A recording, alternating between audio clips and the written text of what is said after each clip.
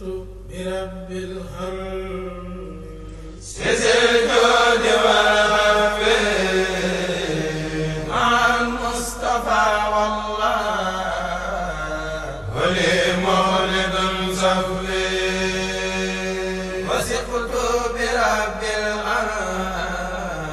سزل جود والعفو مع المصطفى والله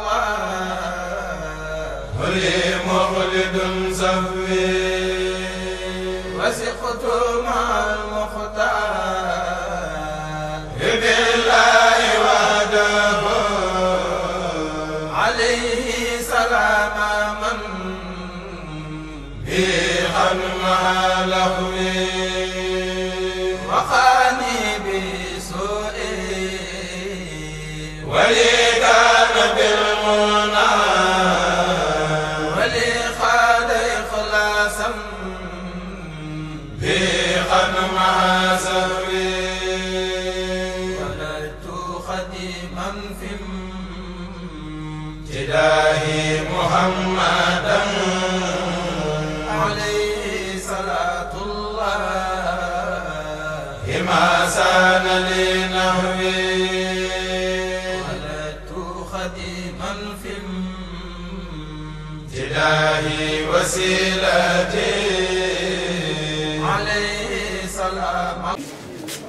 After greeting you, honorable guests, we welcome you.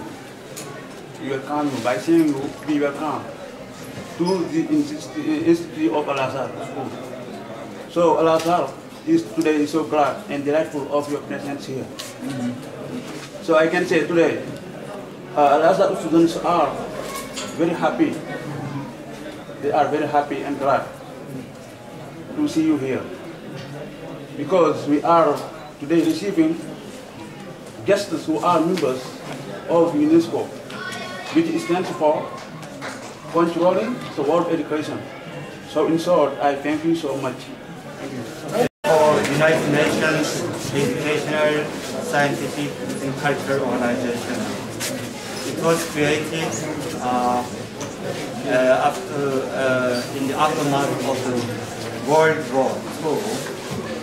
With a clear mandate, build peace in the minds of men and women. UNESCO has been working with Surin Mammo, who's been doing a lot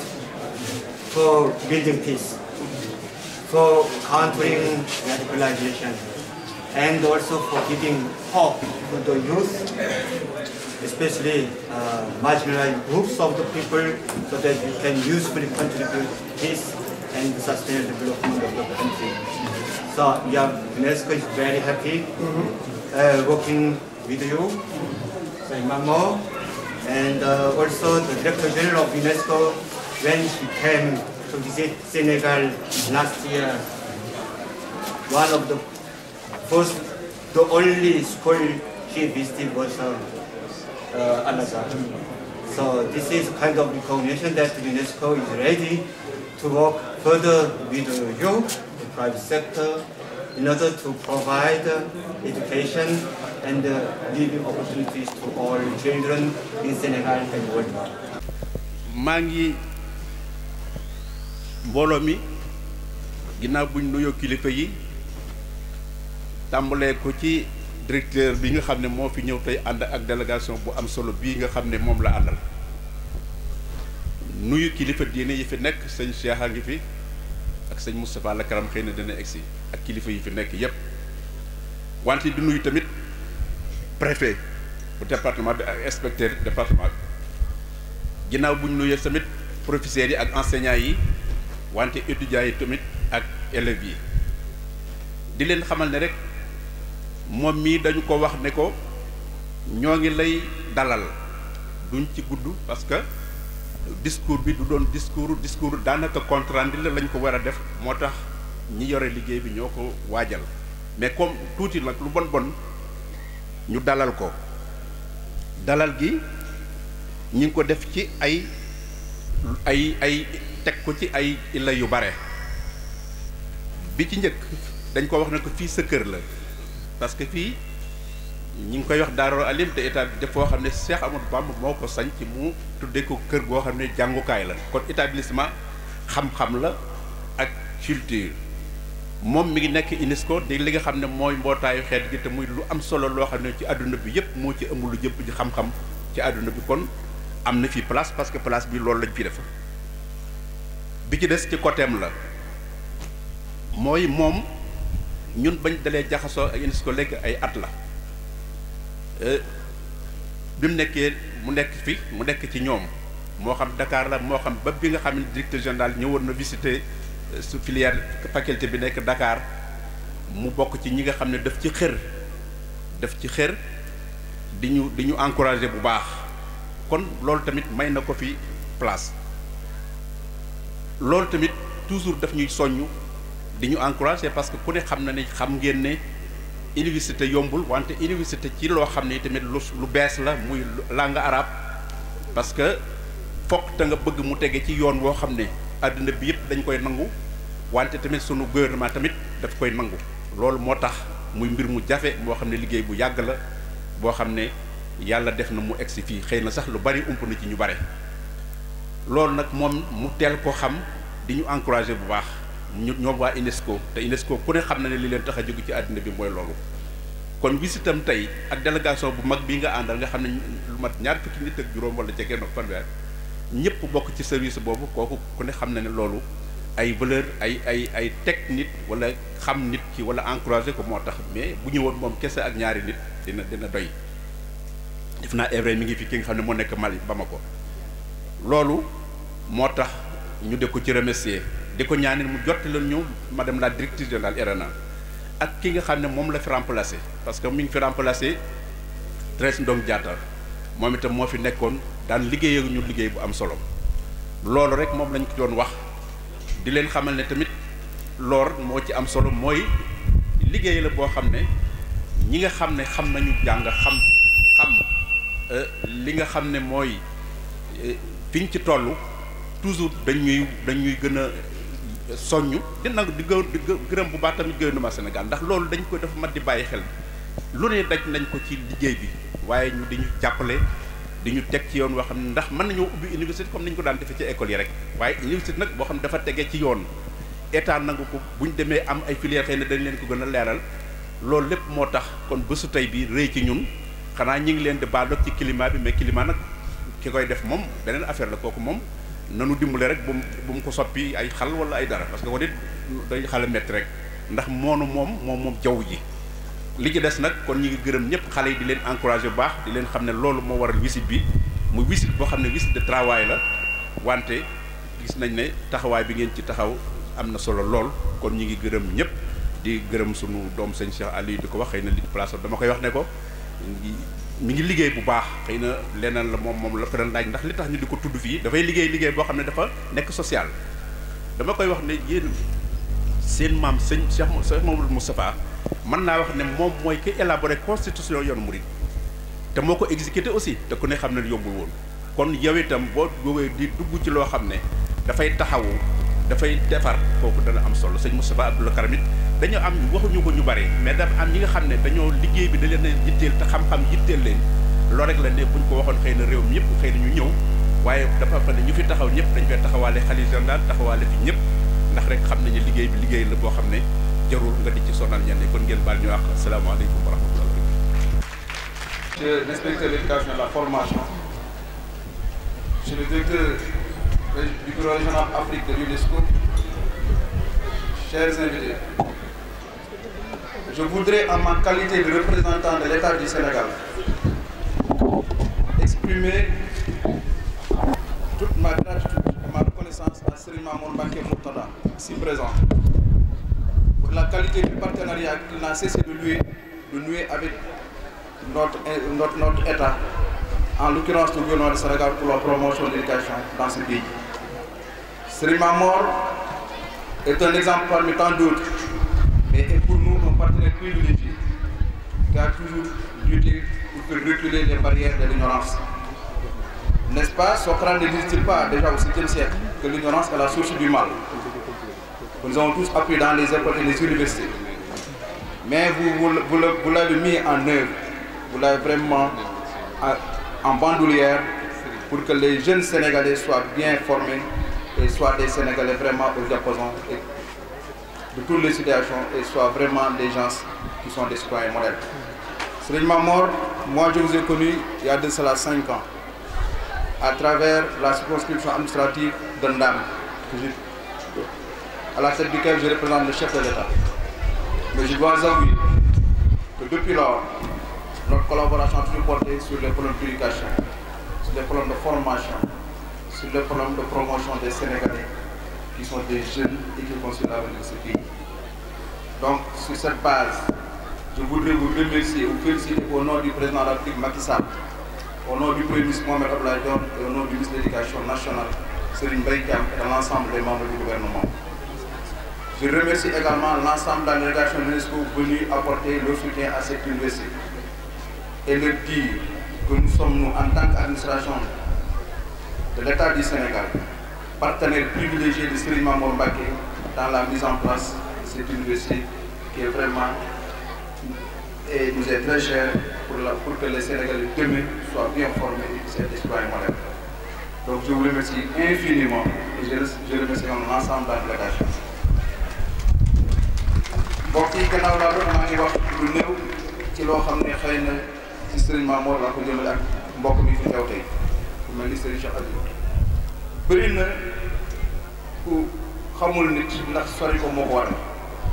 wante man de mën naa seeni fii ni depuis 2012 ak at yi ci topp ma xam ne Serigne Mamor ak léegi lépp loo xam ne yëkkati na ko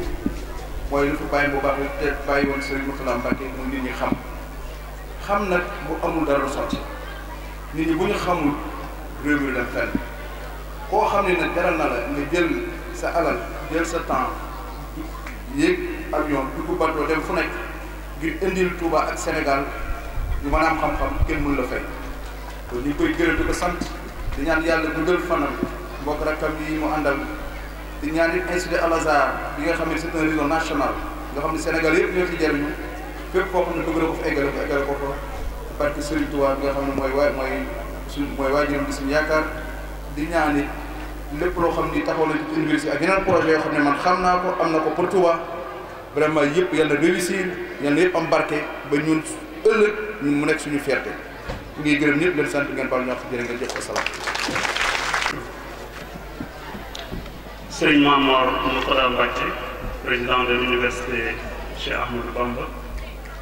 et des institutions Al Azhar, Monsieur le directeur régional de l'UNESCO et sa délégation, Monsieur le sous-préfet de Ndam, Monsieur le représentant du maire de la commune de Touba, honorables chefs religieux,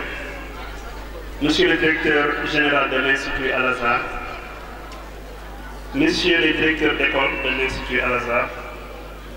Messieurs les membres du personnel administratif, chers collègues enseignants, chers élèves étudiants, mesdames et messieurs. Au nom de Serigne Mamor Mbacké Mourtada et de tout le personnel de l'institution Al Azhar, nous vous souhaitons tous la bienvenue à Touba, capitale de la Mouridiyya. C'est avec un très grand plaisir que nous vous accueillons en ce lieu emblématique du savoir. L'institution Al Azhar qui se trouve à Darou Alimul Khabir abrite, comme vous le savez, sans doute déjà l'université Cheikh Ahmadou Bamba. Village plus communément appelé Ndam, il a été fondé en 1891 par Cheikh Ahmadou Bamba et a été confié par Serigne Ndam Abdourahmane Lo. S'inscrivant toujours dans la continuité de l'œuvre de son vénéré père, Serigne Mamor Mbacké, à travers la création de cette université, a mis en pratique la philosophie de son illustre grand-père. Une vision sans action est une hallucination. Votre visite aujourd'hui, Monsieur le directeur régional de l'UNESCO, marque une nouvelle étape dans le raffermissement des relations et le renforcement de la coopération déjà très fréquente entre nos deux institutions. L'invitation de Madame Anne-Thérèse Ndong Diatta à Serigne Mame Mbacké Mourtada a eu pour entre autres résultats l'atelier sous-régional organisé au siège de l'UNESCO Breda pour discuter du modèle Al-Azhar et du système universitaire Cheikh Ahmadou Bamba. La mémorable visite de la directrice générale de l'UNESCO au centre universitaire Cheikh Mourtada de Mbao. La séance de travail à Paris sur une invitation de cette dernière. Monsieur le directeur régional de l'UNESCO, permettez-nous de rappeler qu'à ses débuts, l'université Cheikh Ahmadou Bamba ne comptait qu'une seule filière, en l'occurrence l'électromécanique. Il préparait en un seul et unique diplôme, le brevet de technicien. Aujourd'hui, en plus de la faculté des sciences religieuses et des sciences humaines, elle s'est dotée de 3 autres centres universitaires, à savoir celui de Bambey, de Touba et de Saint-Louis. Quant aux filières, elles sont passées à 11. Électromécanique, informatique de gestion, administration des organisations et des affaires, marketing et communication, agriculture et élevage, finance islamique, comptabilité, gestion des ressources humaines, technologie alimentaire, pêche et aquaculture, et enfin le tourisme. Elles sont toutes sanctionnées par des brevets de techniciens supérieurs, BTS, des licences professionnelles ou professionnalisantes. En plus de leur formation académique et professionnelle, les pensionnaires de l'université Cheikh Ahmadou Bamba jouissent d'une parfaite maîtrise du français, langue officielle de notre pays, de l'anglais qui est sans aucun doute la langue internationale par excellence, de l'arabe qui est la langue de la religion musulmane et du Saint-Coran. Aujourd'hui, monsieur le directeur régional, Serigne Mame Mor envisage le démarrage imminent des cours de la faculté des sciences religieuses et des humanités. Pour ce faire, l'université Cheikh Ahmadou Bamba souhaiterait vivement l'appui de l'UNESCO, surtout pour les cours en ligne. Ceci permettrait à de nombreux professeurs au Sénégal et en dehors du pays de pouvoir apporter leur contribution à la formation des étudiants et au rayonnement de l'université, notamment par la qualité de ses enseignements. Nous voudrions vous réitérer, monsieur le directeur régional, notre engagement à toujours œuvrer pour une éducation et une formation de qualité au bénéfice de tous les jeunes de notre pays. C'est ce qui explique le mode de financement assez particulier de notre système éducatif. Il ne repose jusqu'à nos jours que sur des ressources personnelles, sans aucun appui extérieur. Monsieur le directeur régional, nous ne saurions terminer sans rendre un hommage particulier à Madame Thérèse Ndong Diatta pour sa disponibilité et son soutien constant à notre mission. Mais ce qui nous rassure davantage et entretient notre espoir est votre engagement personnel, monsieur le directeur régional. En effet, lors de notre visite à Paris, vous aviez fini de nous convaincre que notre vision et notre ambition sont aussi les vôtres. Nous vous devons gratitude pour votre présence ici et hommage pour votre bon choix. Merci de votre attention. Monsieur le préfet de Touba, représentant l'État sénégalais, Monsieur le directeur de l'inspection d'académie, Monsieur le représentant de la mairie, Monsieur le directeur des centres, Mesdames et Messieurs les enseignants et formateurs, chers élèves, chers invités. c'est avec beaucoup de satisfaction, d'intérêt et d'attention que nous, le bureau régional de l'UNESCO à Dakar, sommes venus vous rendre visite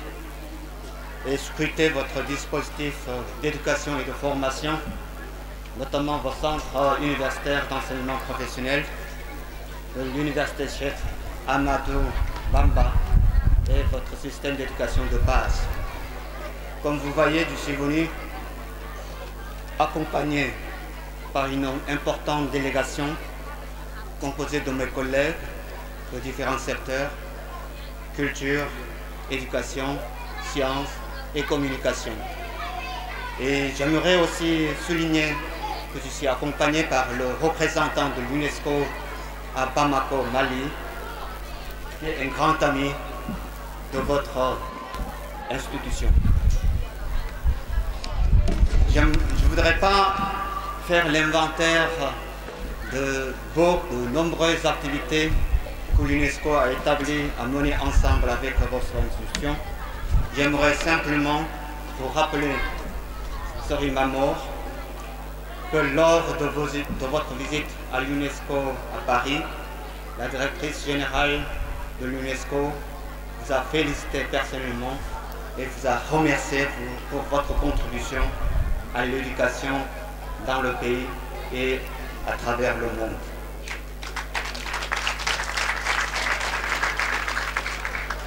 J'aimerais également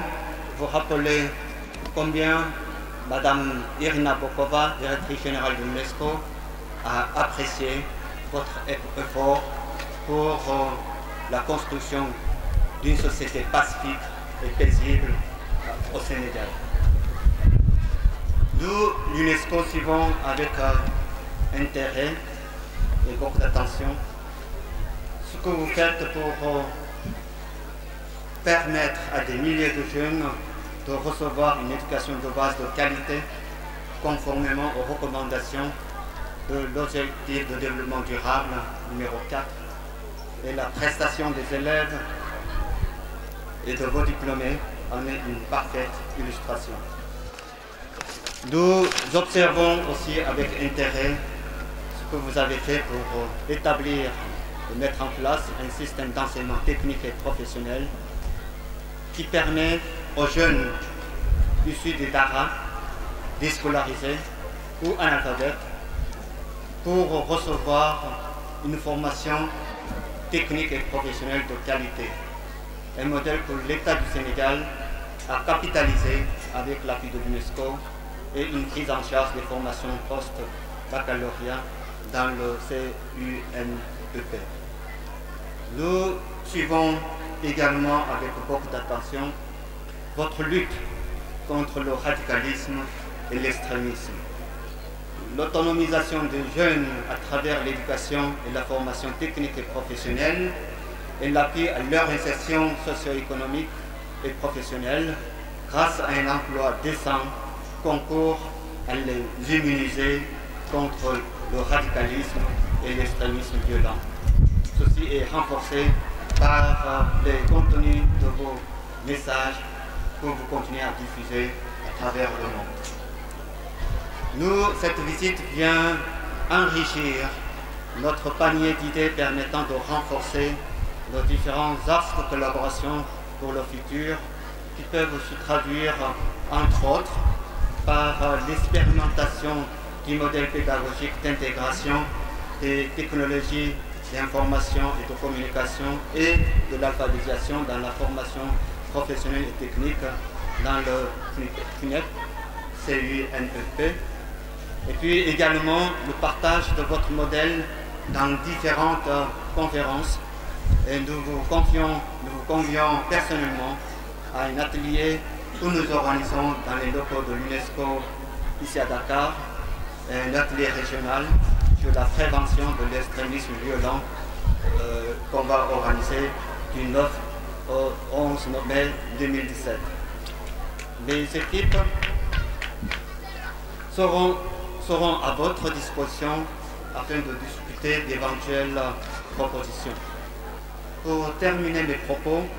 les collègues et moi, qui sont présents ici, avons tenu à faire geste, même modeste, à l'endroit des enfants qui fréquentent vos institutions pour offrir des livres de Bouba et Zaza, un tableau numérique interactif et quelques lampes solaires. Je vous remercie de votre attention. was